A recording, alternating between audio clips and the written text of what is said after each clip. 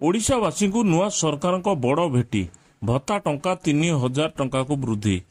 सामाजिक सशक्तिकरण मंत्री नित्यानंद गंड बड़ घोषणा बढ़िबो भत्ता टंका 3000 हेबो भत्ता टंका।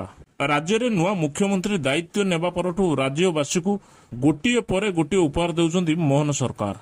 एही क्रम रे आज राज्यवासी भत्ता प्रसंग रे एक बड़ घोषणा करा जायछि। खूब शीघ्र विभिन्न वर्ग को दिया जाउतिया भत्ता टंका 3000 टंका को वृद्धि करा जिवो। से नहीं प्रस्तुति चलीछि बोली सामाजिक सशक्तिकरण मंत्री नित्यानंद गंड घोषणा करछंती। आहुरी मध्य एने राज्य अर्थ विभाग सह विस्तृत आलोचना परे कार्यकारी करा जिवो।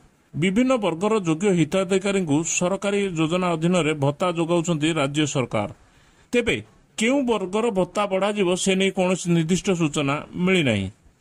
बार्धक्य भत्ता, विधवा भत्ता और दिव्यांग भत्ता किंबा कलाकार भत्ता भली वर्ग उपरे गुरुत्व दिया जाय पारे। निर्वाचन पूर्व बीजेपी भत्ता वृद्धि करने को प्रतिश्रुति देइथिला। विस्तृत आलोचना पर केउ वर्गर लोकंकर भत्ता टंका बढ़िबो से नहीं स्पष्ट हेबो।